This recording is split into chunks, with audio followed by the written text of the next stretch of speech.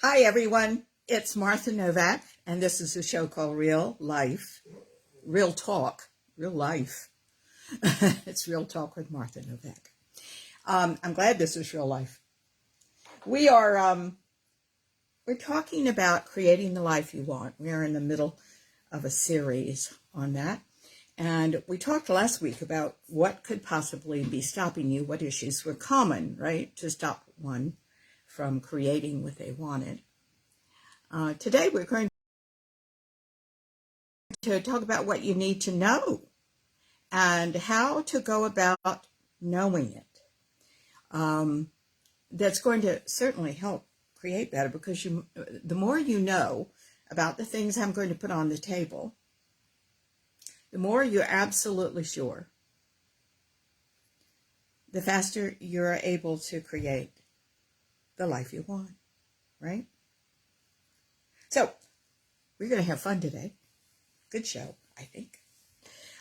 Let's do a prayer now to get us all in the same place, and we'll start working, all right? Thank you so much for listening, and today we are awfully glad to be with you. Dear God, who is all there is, you who are all we are, and everything is, we are delighted that we are all under the banner now, dear God, of wanting to know more about you, more about ourselves, and realizing all of that is one. We thank you so much, dear God, and we open ourselves now to see, hear, sense, and know what you would have us do as we open to the truth that lies in your enlightenment. We thank you so much for all of this. We ask now that you speak to all of us personally, before, during, or after this broadcast, so that we may know what to put in place in our lives to make our knowing stronger. We thank you so much for all of this and all the beneficence and abundance that's all around us and in us. And we say this prayer now, saying also that we know nothing, for it is the you through us and through everything that knows it all and contains all the information. We open to that. And thank you, God, for everything. And so it is. Amen. All right. Now, I don't know what you want. I'm not talking, by the way, to my radio and television audience. My dog is sitting here at my feet crying. Oh, I see. Okay, he wanted me to kick the ball. You know, our work is never done as mothers, even dog mothers. Hi, Judy. I'm so glad that you're with us today. All right, guys, I'm taking a lot of what I'm talking about today from this book, which I wrote a few years ago, The Life You Want. It contains 3 elements that are critical, in my opinion, to deepening consciousness. One is the subject of who God is, because God might be a little different than we think of God. In fact, it might be vastly different. 2, it's about how to work the energy that is this marvelous power of God in your own life. Now, let me explain what I mean by that. You see, we all usually grew up in church, whatever our experience there, or in temple, or in some religious aspect, right? Venue, I should say. And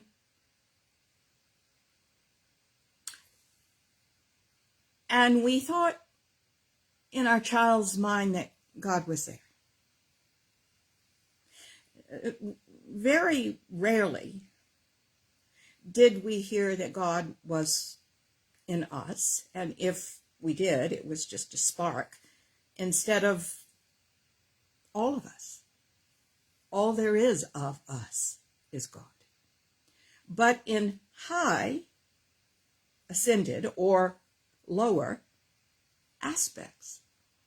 I mean, here we are, and I think this is one of the things that confuses us about God, because either God presents itself to us, by the way, here's the key phrase, according to our understanding, as the fullness of itself, the ascended energies, or as the absence of itself.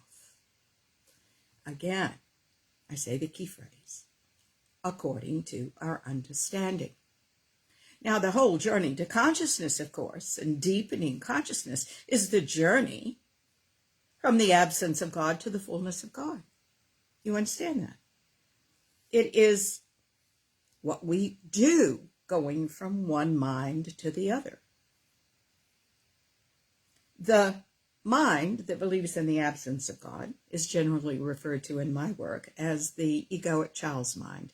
It comes along about 18 months old when the ego is formed. Enough bad things have happened in our past for us to start scanning the future for like things, right? So that we can avoid them or participate in them or whatever we're going to do, right? The ego child's mind forms opinions about yourself, your God, your families in general, animals, nature, everything else, the church, through appearances. Through appearances.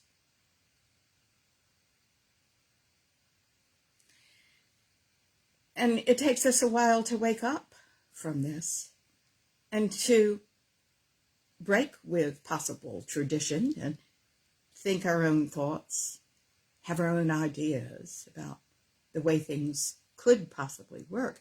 And then one goes on a journey. It is a journey to find out what's really true, because I can sit here and I can lecture forever. And until you have the experiences yourself, it means a nice mental thought, maybe. You see, we are four bodies, aren't we? Mental, emotional, physical, and spiritual. And it's really easy for us to entertain an idea in our mental body. Because if we do, we don't really have to act on it. We don't have to put our jobs and our careers and our families or anything else on the line. It's just a nice mental thought. We can entertain it. We can say we'll go there one day, if we ever get there at all. Right? Okay, guys, we are now being blessed by the little red cat named Schnitzel. Schnitzel is usually here for our work. Oh, let me see if I can get him out of camera range. He likes to sit on his mother and sometimes not, so we'll see what he does. Okay, you must. Okay, guys, you know, this is important that we're talking about, because here's the bottom line. You can't have my God. You can't have the church's God either, or nature's God, or anybody else's God. The God that you can use and align with and work with to create the life you want, the one that is all your talents and gifts and abilities, is the one you are, is the one you are. All of the other gods, the one I have, nature's God, church's God, these are all part of the oneness, right? But they're not the ones that you can use. Now the dog is visiting me. This is Toffle, by the way. He's little black dogs. You can barely see their eyes unless something's glinting off of it, or unless he has a yellow ball in his mouth, which is, by the way, most of the time. Okay, so in my opinion, starting with the basics, we must wake up to the fact that God is all we are. God is all we are. But the confusing thing is it's all we are in high or low degrees. Oh, hello, Scarlett. Thank you so much for saying that. And I love the picture of the giraffe. I love giraffes. I love all animals, by the way. The little Martha is still has got a zoo in her mind. We've had 3 little raccoons lately that visit us, little baby raccoons. They are the cutest things. They were here last night. So I'm just wild about everything. It's fun living in the woods where you see everything, you know. Didn't always in the city. So guys, it is a question of going from one mind to the other. In my business, I am also asked a lot of questions, you know, questions like, should I do this or should I do that? Or, you know, most of the time it comes down to that. And I say, what mind are you in? What mind are you in? Most of the time it is the ego child's mind or a mixture. And my job, of course, is to remove the lower energies and resolve them for you so that you can be at peace and transcend those energies and live in the higher energies of you. It's called the higher mind. But all it is still God. You see, as God presents as the absence itself or the fullness of itself, according to your understanding, it's all, even in the ego child's mind, still God.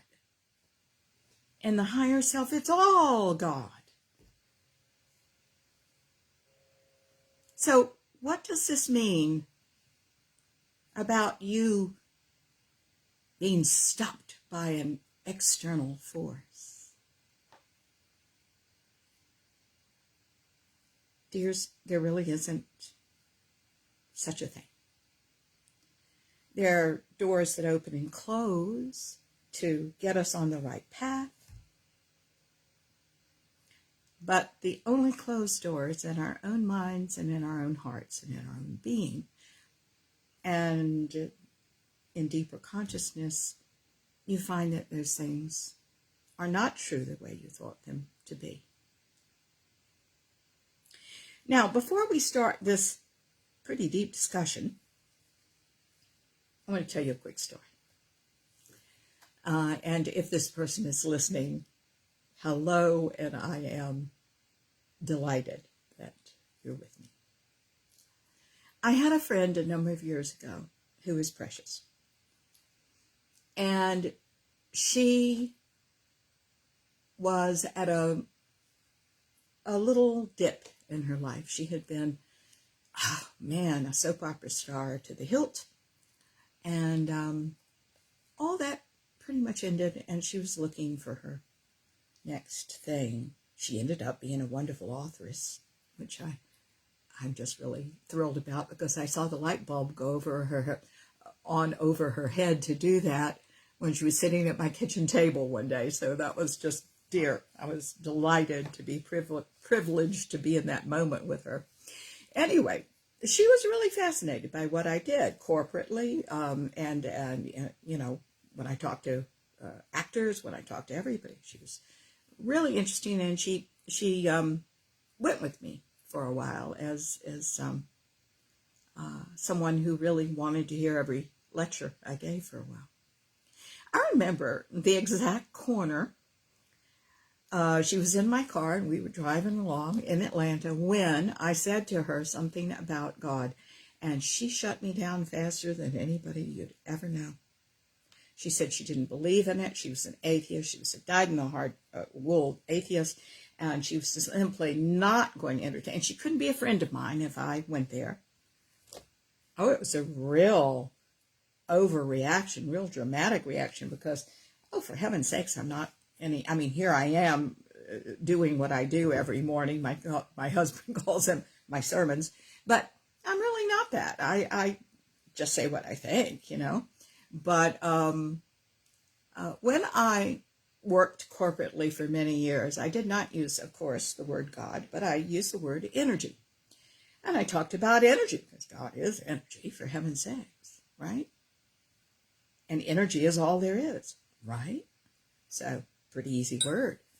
And if people thought in terms of energy and what they were doing energetically, which I still teach them how to do, they really just got there. You know, we kind of bypassed all those early religious training ideas, didn't we? We're just working with energy. Well, about 20 or 30 years later, this dear woman contacted me out of the blue. I was thrilled. And she said, I want you to know I found God. Well, that blew me away. I almost fell off my chair. I said, no kidding, really? She said, yeah. She said, God was the energy, but you were nice not to tell me.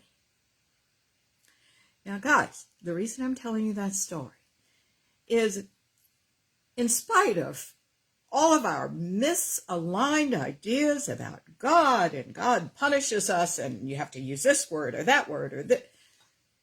God doesn't care. God is energy.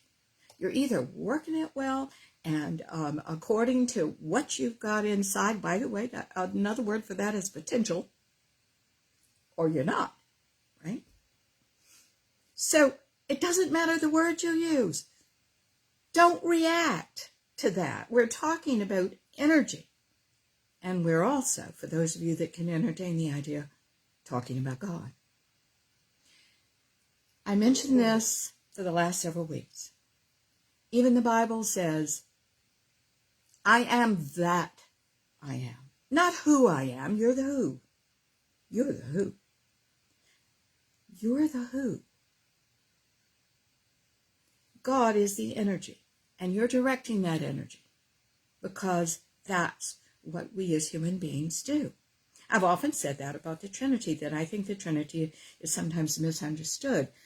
The Father is the God in you that's always telling you the truth. It's in you.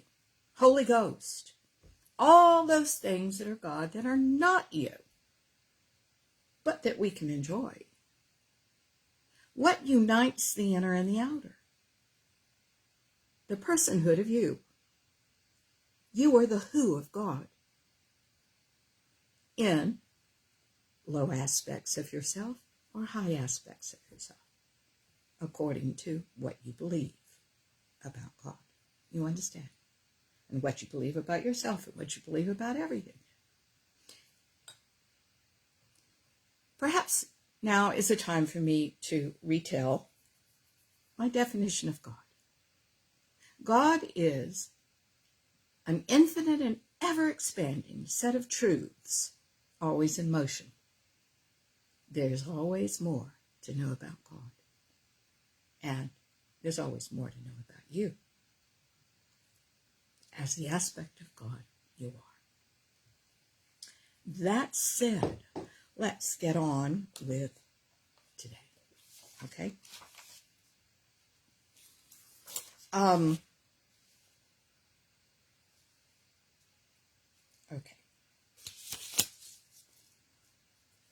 I have to get over here to the right page. I gave this chapter a name, which was What We Must Know to Live Well. Guys, we all want the same things, don't we? We all want to be happy, but various things make all the individuals happy. We all want love and to be loved and to love. We all want everything everybody else does in the world that unites us, but we forget this sometimes. And we forget, even my advanced students, forget some of these very important points I'm going to put on the table for you, and we're going to talk about how to get them. Number one, God is everything, and God is all you are. Again, I think the thing that confuses us is that as God presents, in the absence, we have little midges, little gnats in the house. It has been the year for gnats, and we are often guilty because outside is so beautiful.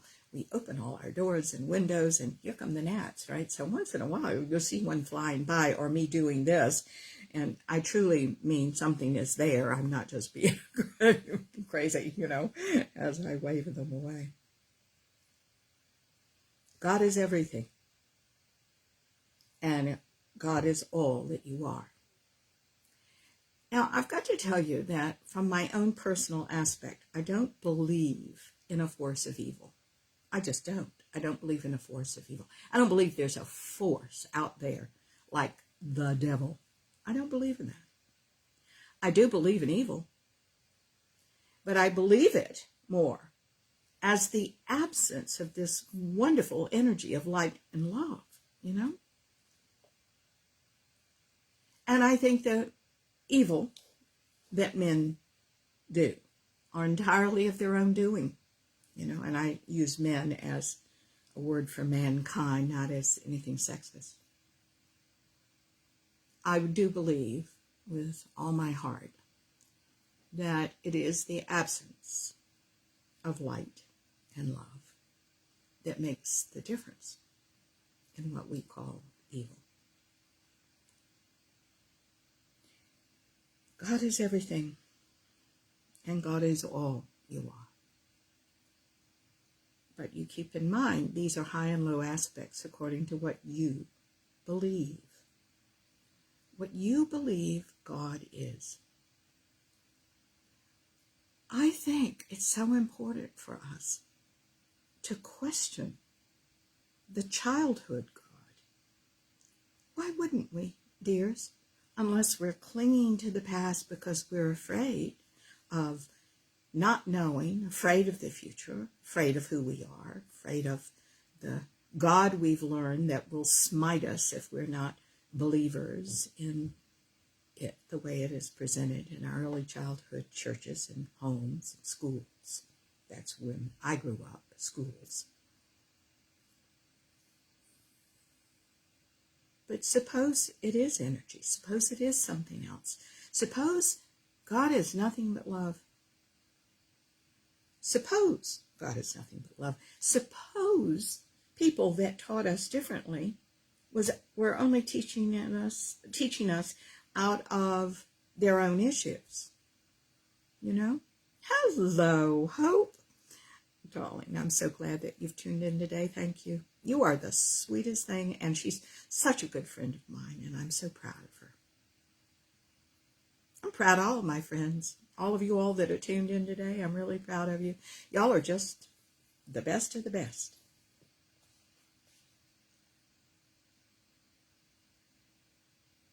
God is everything, and God is all you are.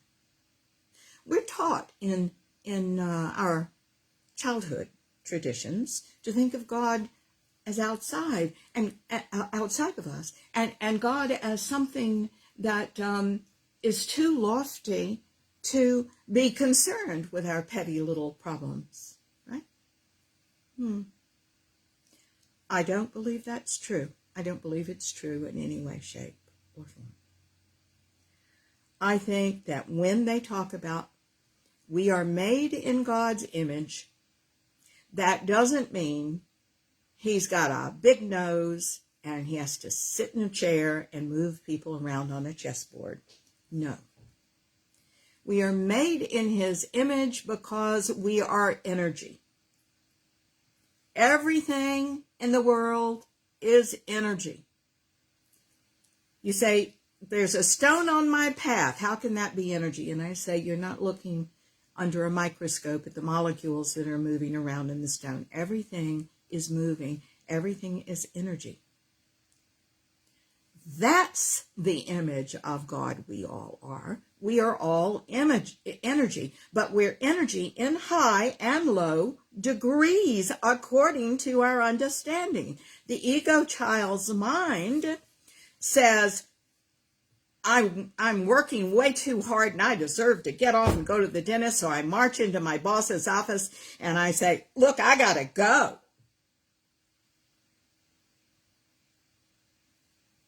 That's ego child's mind, expecting not to go, expecting that there's going to be a fight, expecting that they're not going to be acknowledged for being worthy and a talented member of that office.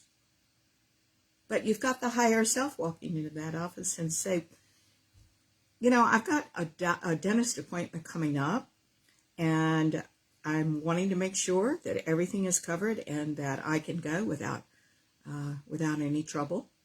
So let's work it out. It's higher self. Just giving information. Just knowing what they need to do for everybody, including themselves. When we talk about the ego child's mind and the higher self mind, people get confused.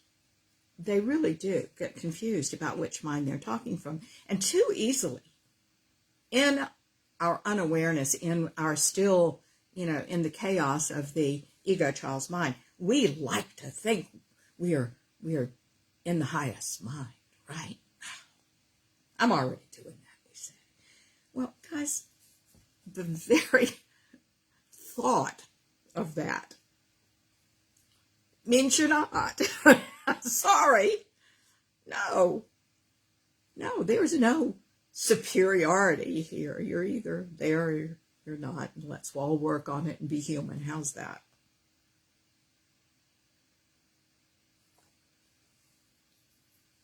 Guys, we have a terrific privilege on the table right now. Do you realize that I can't think of another time in history, certainly in the history of our culture, that we have been able to think anything we want to think? Well, I don't think that was going on so much back when I was a child in the 50s. I think we were all, expected to go to a church properly and think proper thoughts and do proper things. Whether we did or not was a secret, okay? But now, you get to question where you came from, who your God is, your mom, your dad. Doesn't mean you don't love them. It does mean you want to find out the truths beyond what it seems. I applaud that. So one of the most powerful things that you can find out is God is all you are in high or low degrees, and that you're ultimately going to have the choice.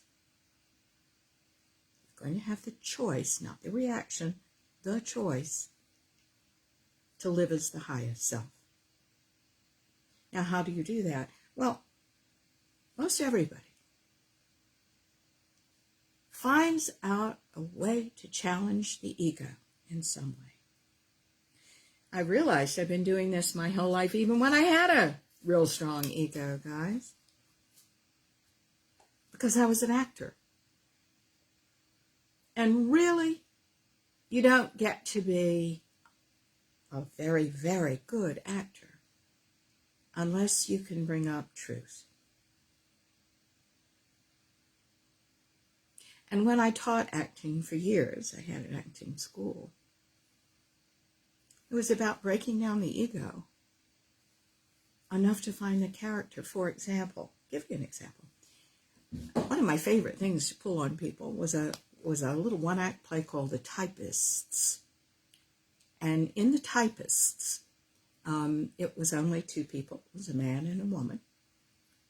And oh my word, this is one of my favorite little pieces because it was about fantasy and how people, it was very similar to what Waiting for Godot said, if you know that play. And if you haven't read these plays, I think you would enjoy them very much indeed, really I do. That we're all waiting, that we're never going to do anything. We're just all waiting for something that never shows up. Now, guys, this is such an important lesson for us if we are creating the life you want, because let me tell you, if most of your life has been spent waiting, you're doing that instead of creating and learning and growing and moving and being positive and going after what you want. and being disappointed sometimes, by the way, and learning those lessons that brought you down and getting up again and doing it again. But isn't that passion? Indeed it is. It's passion born out of the privilege of being alive and working the energy that you've been given. The Typist is such an interesting play, going back to that. So these two people, whenever they talk about they're not really communicating with each other. Once in a while they glance at each other. They're sitting there typing the whole one-act play, right? And they're talking about, their affair. But they never look at each other when they're talking about that. They're talking about where to take each other, what to see, and how they want to see these mountains out west or wherever it is. I can't remember now. It's been several years since I've read the play. But you get the idea. It's not going to happen. Nothing's happening here. They're just both supporting each other on the same level. A fantasy of waiting and of unpotential.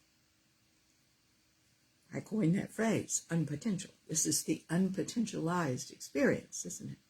So when I give that to actors, because these people are termed, ready?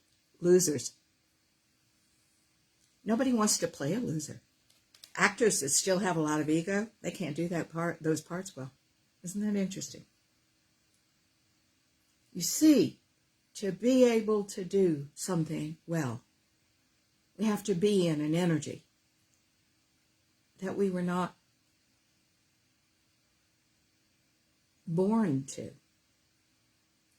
We are born as our undeveloped self. What's undeveloped?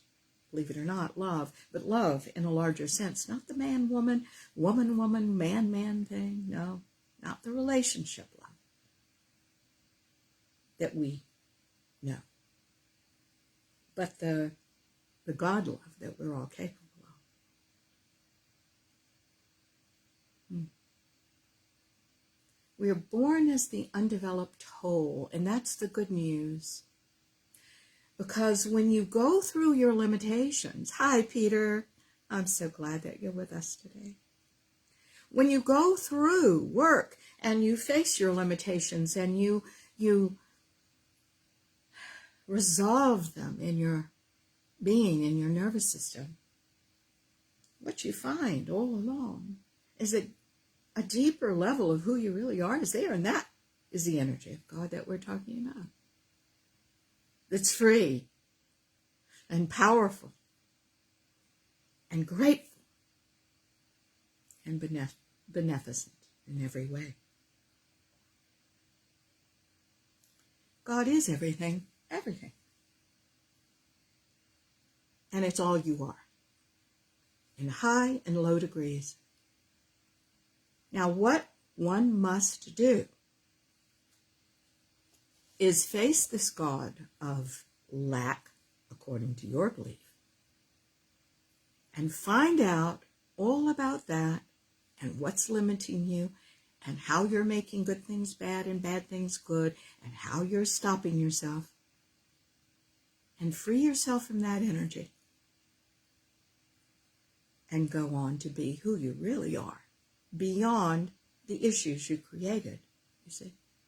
Those issues you created is an image. Why do you have to be an image? You were born here to be who you really are. Let's be that.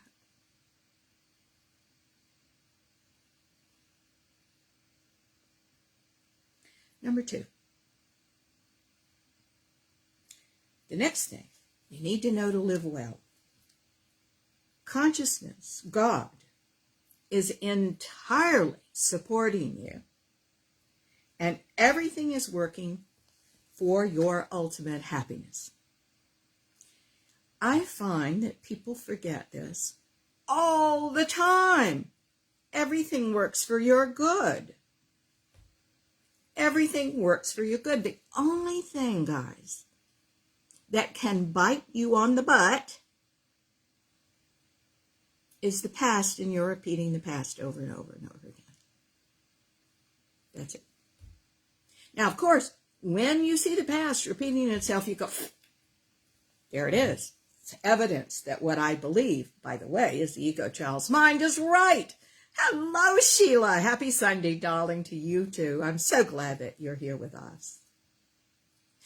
You see, when we have certain beliefs that are formed before we're 7 or 8 years old in our childhood, by the way, you're cooked like a fine Christmas goose issue-wise by then, right?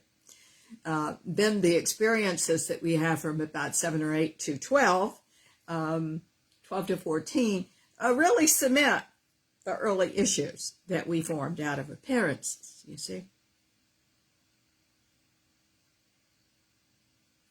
When we have those things in place, which everybody does,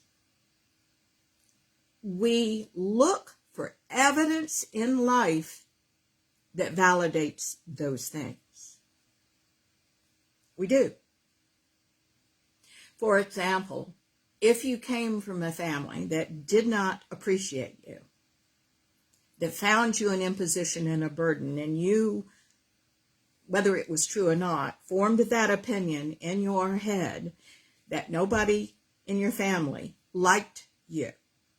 Well, that's how you see everyone, isn't it?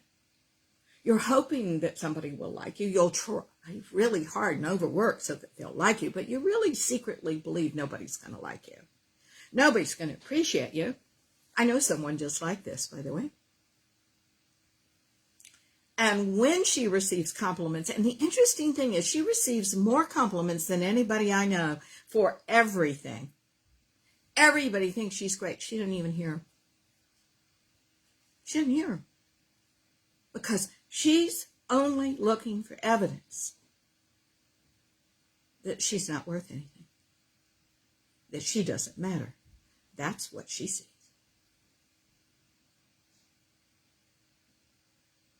We see what we're designed to see until we see more. What do I mean by that? Well, I can do an exercise with you right now. Shall we? All right, wherever you are, in whatever room, just relax yourself. Get yourself all relaxed. And I want you to pick out an object in the room somewhere. One object, something that you find interesting. Okay, it can be a statue, a painting. It can be the pattern on your chair in the design. Whatever you are going to choose. I want you to choose it, and I want you to let everything in the room dissolve away but that. Just concentrate on that. Nothing else in the room matters. Concentrate on that. See it. Appreciate it. Really look at it. Notice the pattern, the texture. Notice what it might feel like in your imagination, because I don't want you to move right now. Okay? Notice it, notice it, notice it. Nothing else exists but that. Just that, just that. Good for you. If everybody has that. Now, open up the entire room. Find other things in that room that are interesting to you. Look around. Look around. Look around. See the walls. See the floor. See the chairs. See the other furniture in the room. See the table. See the grain in the wood on the table. See any pictures you have or any hanging things. Look at the lamps. Look at the books. Notice the whole environment, of which what you had originally chosen is only a part. Now, here's why I'm asking you to do this exercise. Because when you have an issue, for example, I'm not enough, is a good one. You're concentrating on that issue and seeing nothing but that and the evidence of that, just like you focused on other things in the room, on that one thing in the room. But Consciousness is about seeing your life as a perfect whole. It's about that's just one little blip in the whole spectrum of things. It is a global perspective. It's about a lot more. So you're not enough might have been formed because your mother and father were workaholics and never had enough time for you in anything that you ever wrote or did. And in your mind, nothing you ever write or do is good enough, right? Instead of the global perspective of, wait a minute, what I do is the best I can do in the moment, and they're just, they were kind of off the beam and not very good parents for not to recognize what the child might want, not to help them expand their talents and their gifts and abilities and celebrate what they had inside, what the little kid had inside. Now, I want you to know there's something that I'm wanting you to realize about that silly little exercise and the lessons in it. And that is you have the ability to see both. You did that exercise well. I bet you anything, because everybody does. You saw the narrowness and the fixation around one thing, and you saw the expanded version, and that was just blip. A nice little piece of the whole. But you're not yet looking at your life that way, you see. Because there are certain things that are unresolved. Whatever that thing that you concentrated on is representative, is a metaphor for something that's unresolved and you just can't let go of, that you keep returning to again and again like I'm not enough. So we have to resolve it. Here's the trick. In people's ego child's mind, the ego wants you safe. It doesn't care if you're happy. It has created, the ego child's mind has created limits based on appearances in your early childhood home that keep you safe. If you're small, you're safe, right? If you're not using all your talents, gifts, and abilities, you're safe. If you're not trying for everything, you limit yourself. You're safe. If you go home and have to drink too much to fall asleep, there's an element of soothing yourself and safety. Is it good for you? No, but you've made this bad thing good. Like you make sometimes good things. Like consciousness and making yourself happy and changing your life and actual change and growth and opportunity. Bad. We often do. Those are the things I want you to root out, ladies and gentlemen. Because everything is working for your good. Everything is working for your ultimate happiness. The universe is entirely supporting you. All those people out there that you think are judging you as not being good enough, it's in you. It isn't in them. And if you have evidence it is, then it's really important for you to be an emotionally mature adult and to go and say, you know, I'm trying to do something weird with this. You said this and you were really rather sharp. Could you tell me what that's about so I'll know? So if there is something to correct, I can correct it. And if not, let's go on.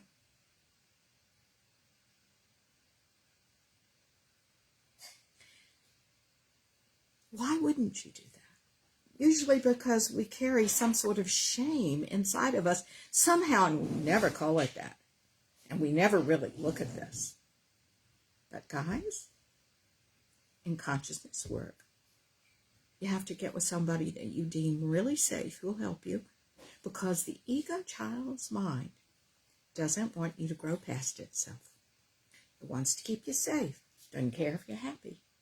But real happiness, really being able to live dynamically and passionately, has to do with your not being afraid anymore. In another couple of weeks, I'm going to talk about life and death. Dying in particular.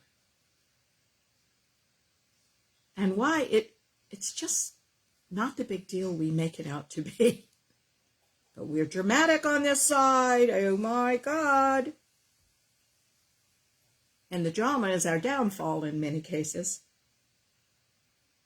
Guys, we got to get beyond that. The drama belongs on the page, in the book, on the canvas, in the sculpture. It doesn't belong in your life. It does not belong. And a life well lived. So we have to change your mind. The child who's gathered evidence that what it assumes from the appearances that it had in its childhood, and these appearances are often subconscious, guys. You know? I'll give you an example of that. Let's say you were born into a perfectly loving little household. It was just wonderful. It's just you, your mom, your dad, everybody loves each other. And one day your mom's mom dies. And chaos reigns. And your mother and dad all of a sudden aren't available.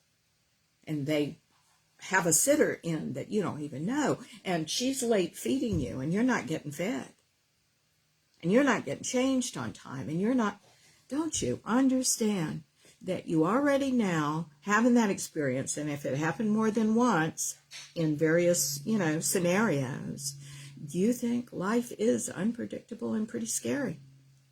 You may not be fed when you're supposed to. You may not have what you need. You already know you're not going to get what you want. And you remember, kids, there are two issues in the world that every issue falls under.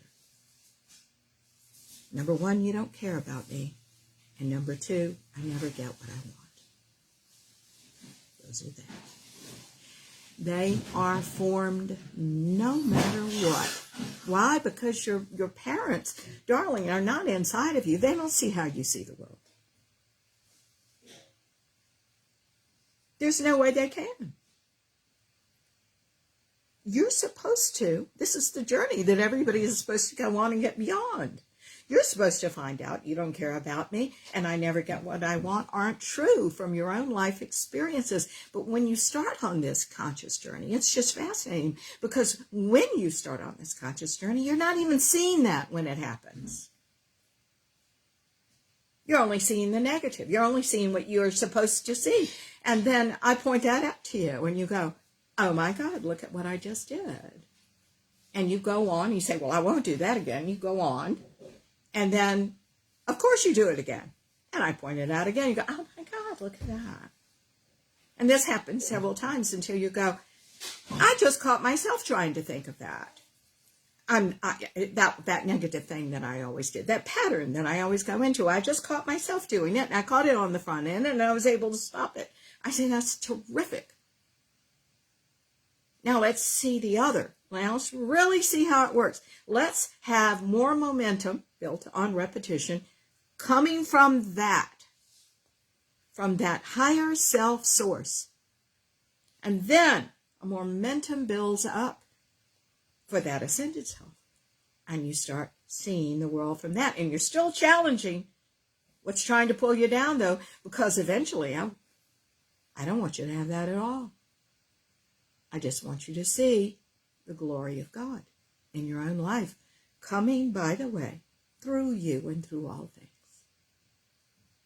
Now we're talking about creating a dynamic life easily and effortlessly. I'll tell you that right now. Okay? Everything works for your good. So how does this put things in perspective? Let's say you lose your job. Everything works for your good. Now, the ego child's mind says the only thing that worked for our good is when everything's going my way, according to what I want as my ego. See, that was an assumption we made in the child's mind, right? That God's there in the good times and certainly not there in the bad times, right? Guys, that's not really true. God's there all the time. All right? You lose your job, you're just supposed to move on to something else. God works for your good. Is it inconvenient? Yeah. You're going to have to do some work you didn't expect? Yeah. Are you going to believe that in this economy I've lost my job? Oh my God, it's horrible. I'll never find another one, but I got to keep getting out there. No, your thoughts are sabotaging your efforts. You can't afford to think that. You can afford to think that God works for your good. And it's a nice, quiet, working for your good. And the effort that you put in, again, this is why we are in human form, is God is the energy, but you are the effort. If you're not making any on your behalf, if you've never learned to do that, you're missing part of the equation. Remember, those of you that might be new to me, and I don't see anybody new necessarily right now, but I don't see everybody that is on the other end of Blog Talk Radio, certainly, and Facebook Live. Remember, here is the formula to create the life you want. I'm going to say it each time I do this show.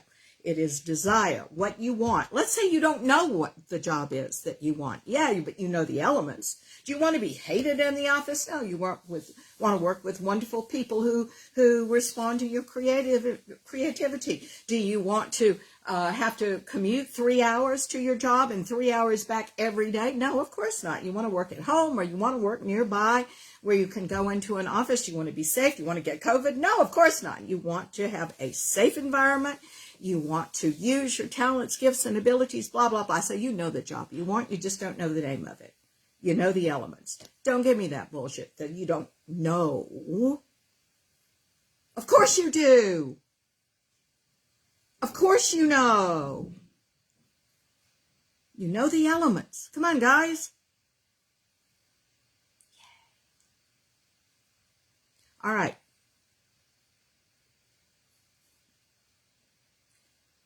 Desire plus knowingness that lives in expectation. This is most people's downfall. They have not worked on themselves enough to know the way the energy works. And here's the simplistic version. You've asked for it, it's so. You know. Expectation. Oh my God, the next phone call, the next anything, this is all good. Whether it is yes or no, it's all good because it's taking you to your good.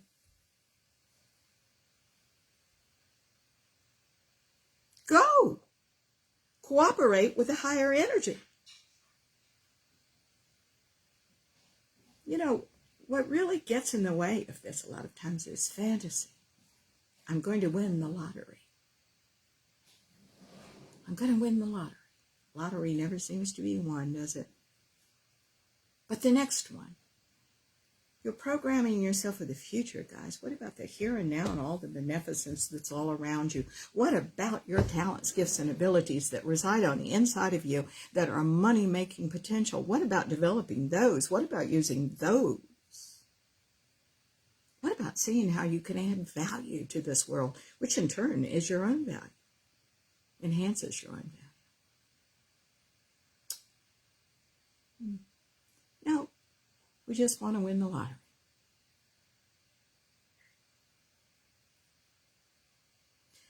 You see, narrowness of thought, narrowness of feeling, instead of the global, I'll take my beneficence from everywhere.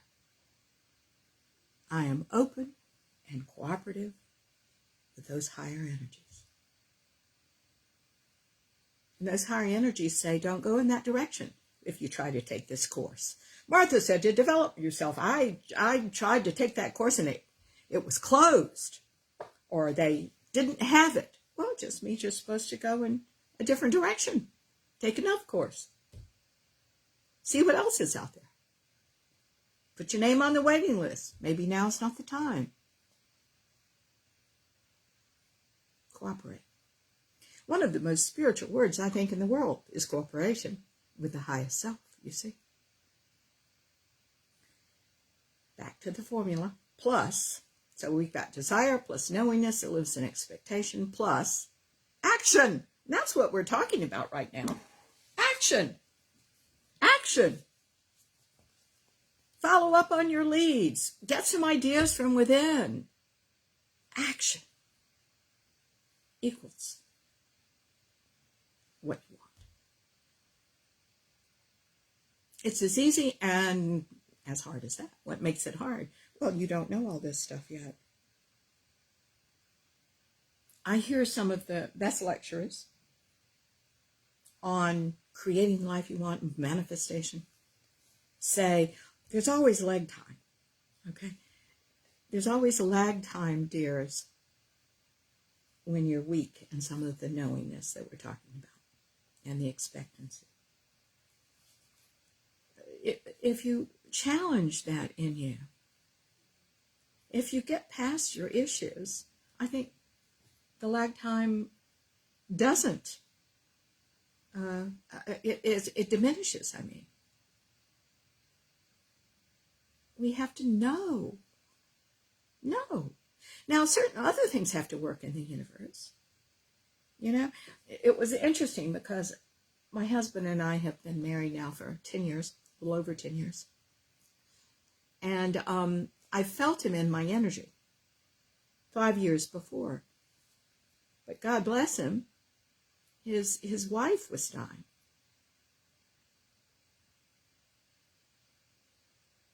And I'm so glad, we both said, we're so glad we didn't meet. And, you know, during that time, he needed to go through that time with her. God bless both of them. It was awful.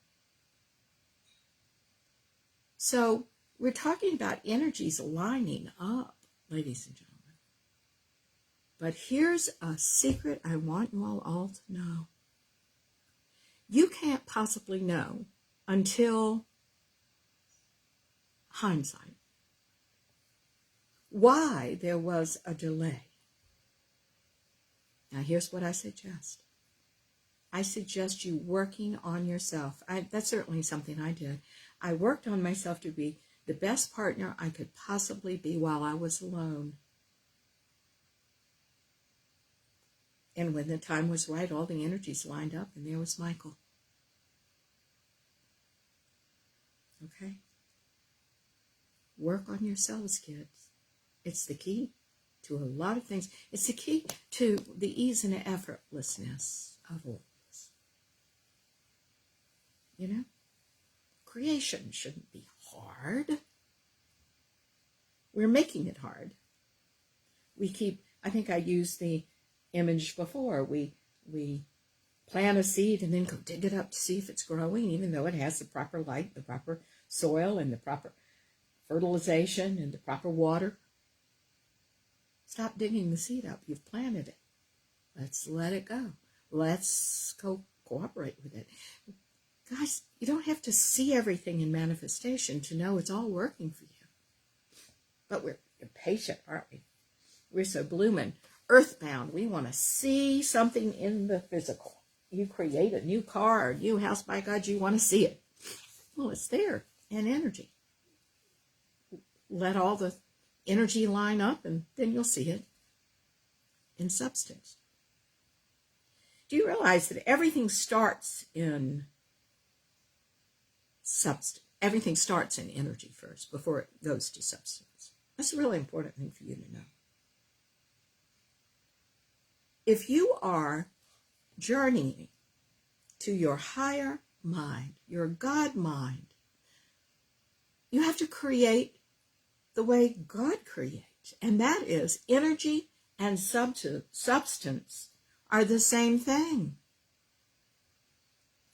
Energy and substance are the same thing. It's the ego child's mind that says, I don't have it yet and I'm so impatient. That just shows what mind you're in. The higher mind. Free yourself from the things that are, the way you want to see them as a kid, guys.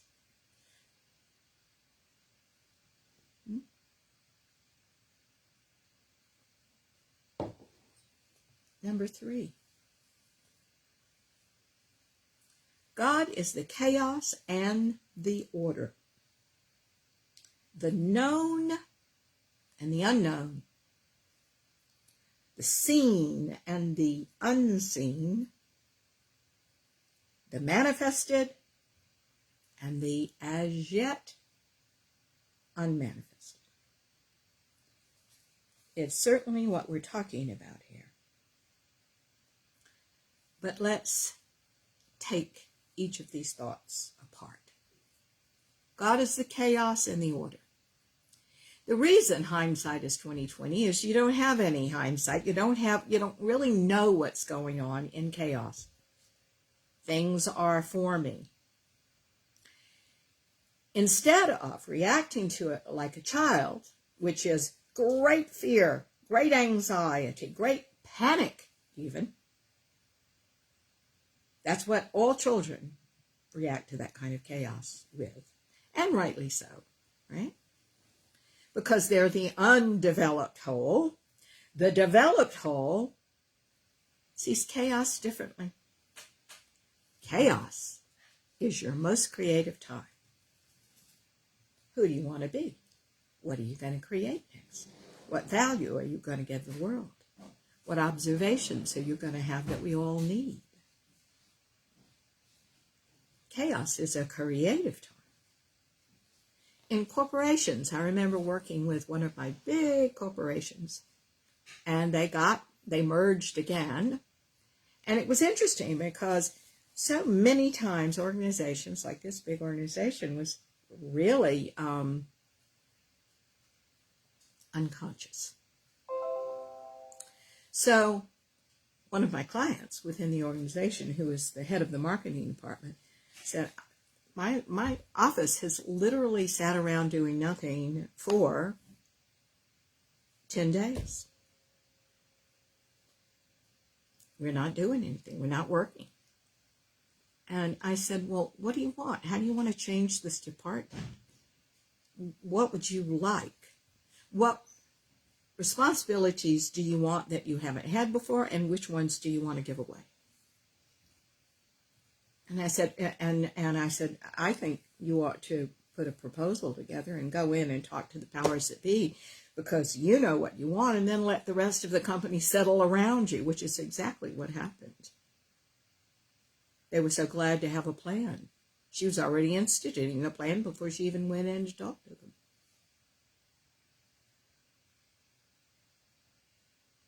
It's your most creative time.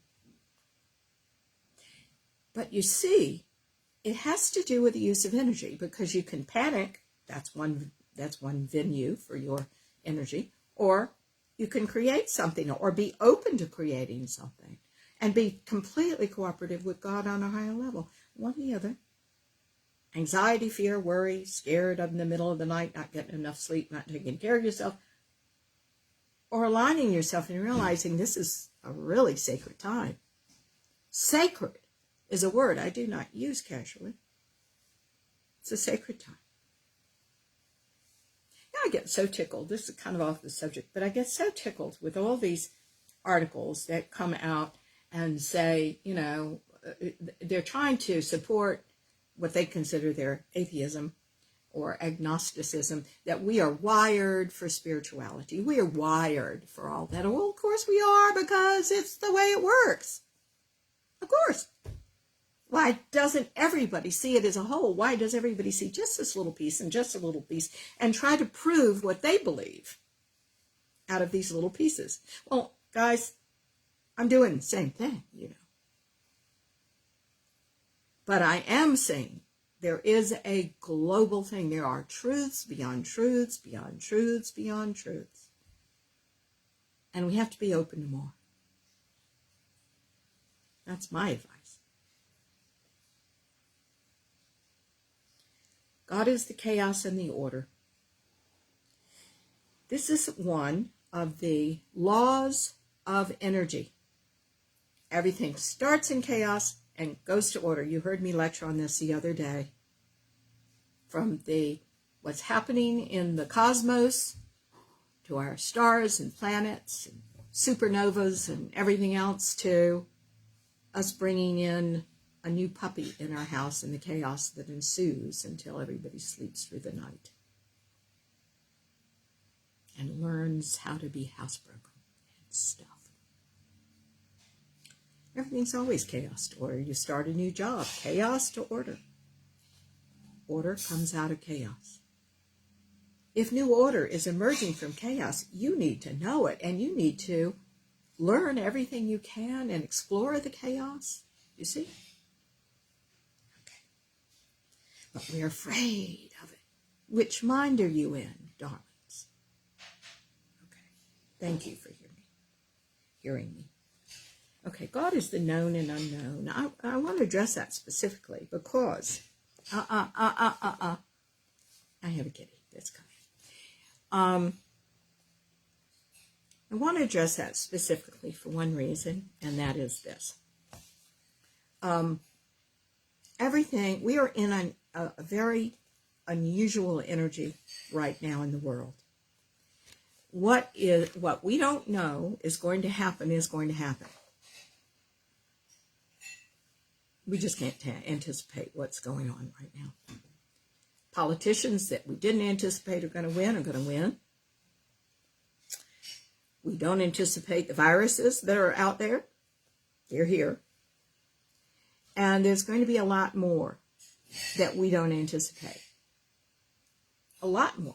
There are changes in the world. This is going to be a chaotic time. Does that mean you need to panic? No. That means you better find something within. Because inner peace is a kind of globally looking at everything. They used to call this detachment, right? Or non-attachment, where you can not only see, the chaos that's happening on one level, but there's a whole other level where, this is the way the world is having to go right now. We're having to argue. We're having to fight. We're having to do everything. Why? Because you need to look within. This is an age, I've said in this book, of individual consciousness. And what you do right now with all of this energy is going to determine everything. What is the everything? It's going to determine what happens in your life and whether you get what you want. And it's going to determine, because all of this energy is collective, where the world is going to go eventually. That's why you're so important right now. All of you that are interested in consciousness and deepening it. Wow. Pretty cool, huh? You tuned in for the show to see how you could manifest a new house and you get a destiny. But you know what? Yeah. Yes, you do.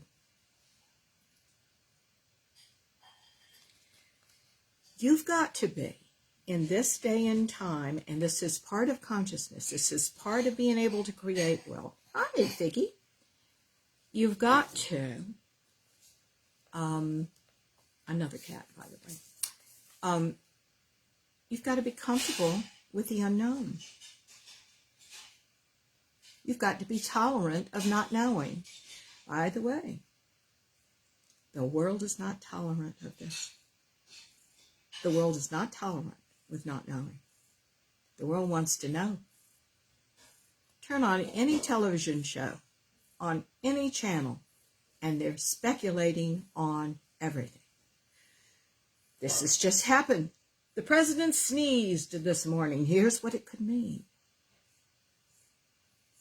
I'm being silly here, but not by much. All right? This move has been made in the world. Here's what it could mean. The jet stream is shifting. Here's what it could mean. Now, all that's interesting. It's all interesting. But here's the problem. If you have a need to know the future, if you are too insecure to live in the world without knowing all of that and being upset by it, you've crossed some sort of pathological line here.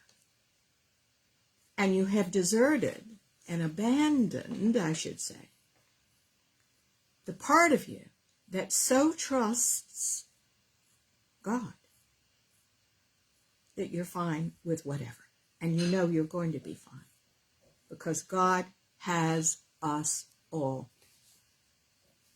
God has us all. I'm trying to keep the cat from leaning on the keyboard and destroying Blog Talk Radio. I'm going to have to move this up a little bit so she doesn't lay all over it. She is a real sweetheart. I found her up here in the mountains, starving to death. She's a little pudge now, like her mama. But she is a real sweetie. And boy, she wants love when she wants love. That's all there is to it.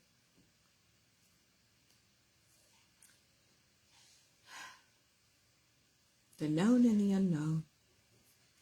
we are challenged at this time in our careers together, our energetic careers together, to be comfortable with not knowing. To be comfortable with not knowing. Okay, thank you. What, Fig, you want to come say hi? Come say hi. Whoops. What do you want? I know, you can't get on me right now. I'm sorry. There was the tail. Okay. We're challenged to be comfortable with not knowing. Oh, but the child's mind is not at all comfortable with not knowing. We have to know everything. We read our horoscopes. We have to, we want absolutes as a child. We want to know we're safe, when the only way you're going to know you're safe is to know God. So strongly on the inside, knowing that you create your life, that everything's going to be fine. That everything's going to be fine. It's a cooperation with what is. Most of us are uncooperative with what is. We think there's something out there that's going to get us. Well, I'm going to tell you right now, the only thing getting you is you. Okay? God is the seen and unseen, the manifested and as yet unmanifested. This is absolutely true. It's what we've been talking about. You see, the ego child's mind, and the reason we have to get over our issues, is that you're never going to get what you want on that level. That's why we all think you're not going to get what I want. That's why that issue is present. These two core issues, you don't care about me and I never get what I want, are formed in our childhood, and they go the whole length of our experiences until we are playing in the arenas of our excellence. Okay? They go the whole way because of things like this. Because we expect God to be more like Santa Claus, and Santa Claus is going to bring us stuff whether we deserve it or not. Nobody ever gets coals in their socks, or very few of us do. We expect God to be like that. God's going to give us what we want. Well, all our churches have said that. Everybody has said God rewards us. God's going to give us what we want. Look to God. That's all lovely. Okay? Nobody tells us this. The way to manifest is to be in the mind of God. Your God, the aspect of God you are, the highest self. Because one of the ways we communicate with the universe is by what we really believe and where all the energy is. If all of our energy is in the lack of money, and we're saying, I'm going to make money, I'm going to make money, I'm going to make money. First of all, you're putting it in the future. Second of all, that's just an overreaction to the fact that you don't have money, and you're overreacting, which tells the universe you're really in the lack, and you're going to get more lack, because that's where all the energy is. If you want more, you simply must journey to the highest self and be in that abundance of God, because God's both the lack and the fullness, right? Do you understand? We have to learn to do that, don't we? And you can do it because it's just energy. But what will make it really stick, what becomes who you are and your life, is when you are now seeing everything from this higher perspective. Where are your worries then? They're greatly diminished.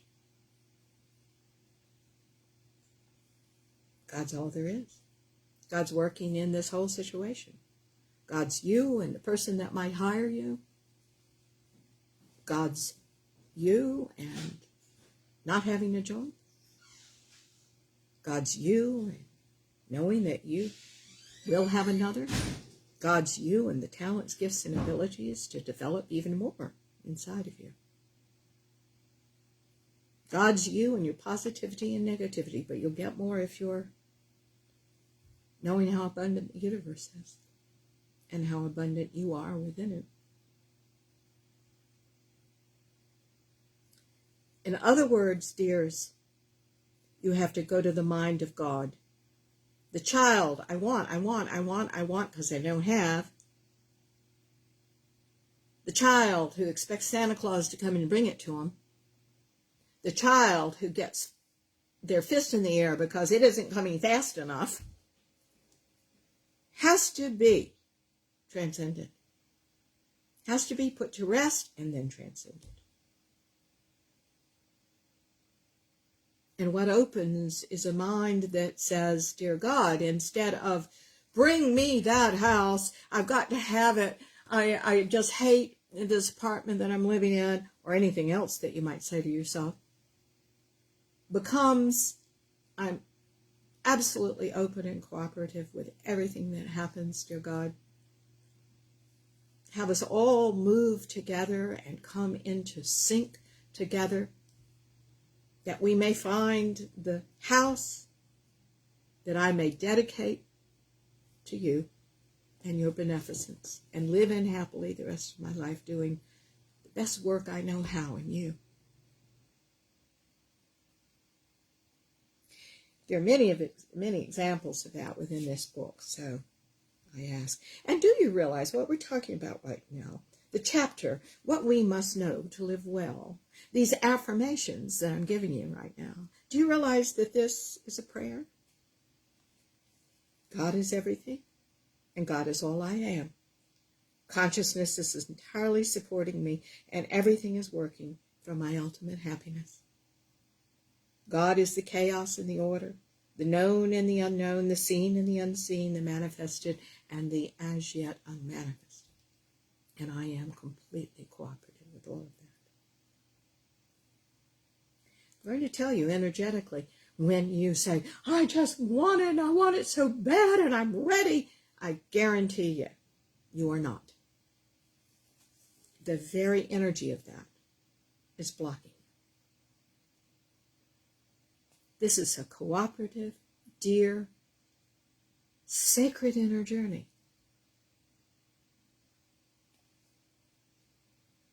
Okay. Woo, down to 12 minutes. Next point. This is a creative universe where all things are possible. They indeed are. Years ago, I had a dear man who was, God bless him, so against himself. And he said to me something like, you can't tell me that if I try to manifest an elephant in the middle of the desert that I can do that. And I said, there are just so many things wrong with that statement. First of all, you are in a little house sitting in upper New York State. And second of all, you are not in the desert, and you have certain feelings about that, and certain feelings about elephants, and why would you? The whole thing's just crazy, guys. You're supposed to get over your limitations, live in the highest self, and create a loving, easy, effortless, happy, joyous life of giving, contribution, who you are, and more creativity. Now, so many people think of creativity as just writing books or painting pictures or acting on the stage, and none of those things, none of that idea is really valid, because everybody's creative. It's whether you're using it in your aspect according to your gifts and abilities or not, and whether you've developed them, and whether you're going with. Are you? Do it. Do it.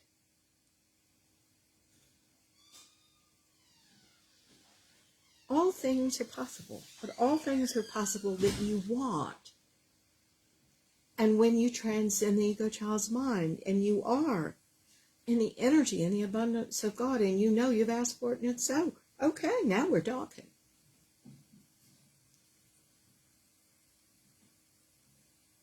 But don't use this incredible divine thing as something so mundane as, well, I can't create an elephant in the desert. No, you can't. Not going to happen. Okay. Guys, this moment is sacred, as all moments are. This moment is sacred. What do you want? So you have to reach that energy, don't you, before you say, here's what I want. Here's what I'll cooperate with, of course. But I'll cooperate with everything. There's a sign on my refrigerator downstairs that I always slaughter, but it's like everything will be all right in the end. If it's not all right, it's not in the end. But what we do in the ego child's mind is we'll see a little negative, the absence of God, and we seize on that as evidence that I never get what I want. And you don't, because you stop the energy right there from moving and evolving and getting what you want. Guys, let's all get what we want. What do you say? Now, I've got more to say, but we have 9 minutes, so I want to read a little paragraph to you. If I can find it, of course. I have these little things all over. Here we go. I'm going to stop right where we stopped, and I will take this up next week. Okay? But please listen to this. This is part of the book that I think is important. Guys, we have all put our energy in externals, but there's no security in externals. And there never has been. It's been an illusion we've believed and perpetuated out of fear, out of the ego child's mind. Today we're called to find our feet in the new world, and they are our feet. Not the feet of the corporation we've devoted ourselves to, nor the church whose doctrines we have so long subscribed to, not society's feet, and not the communities, and not the families. Everything's changing. The security lies within you. It is consciousness itself. Consciousness, the energy of God. There is one way to it, and that is through the triad of awareness, consciousness, and enlightenment. Excuse me, I have a kitty that's trying to encroach. It may come in an instant as you stare down death on a mountaintop, or it can be the equally sacred and gentle journey of day-to-day living. That's what this book, that's what these shows are about. The fact that you go to work every day, pick up your children from daycare, worry about money, root for the home team, and that you struggle and are frustrated, that you're lonely and sad. That's a great starting place to make the journey to consciousness. The fact that we fill our gas tanks with expensive fuel, have a tedious commute, fly on airplanes, take our vitamins, and share joint custody makes our journey no less sacred than the journeys of those who preceded us. Science, art, mysticism, business, family, and church are all changing and pointing the way to a timeless, trans-mundane journey that is more viable now than at any time in history. The chaos, dear hearts, that the world is experiencing is causing all of us who are heeding the chaos to find security within. It's a brilliant plan.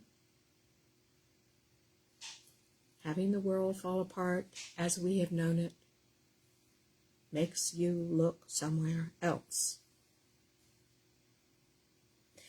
Guys, thank you so much for listening. We are going to be taking up where we left off next week, and we so appreciate your listening.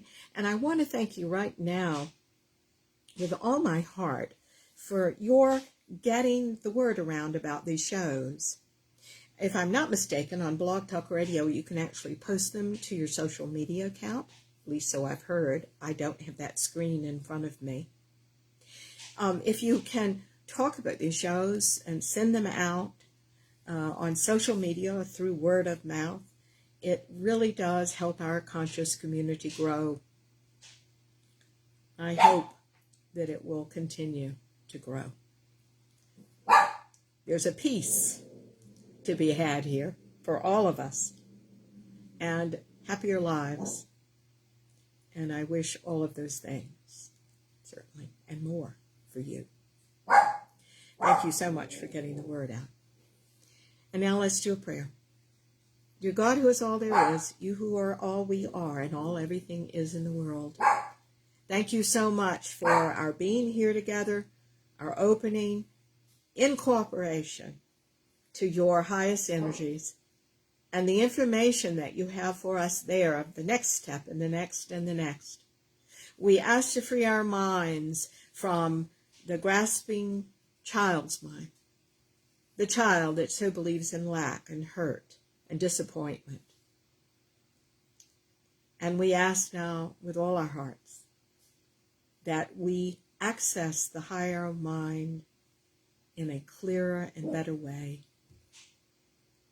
opening ourselves in full cooperation to that beyond our fears and embracing the privilege that is life and love and passion and using our talents in this world.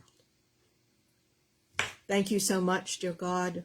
We say this prayer in your name, in the name of all that is, all the higher energies, and in the name of everyone listening to the show today.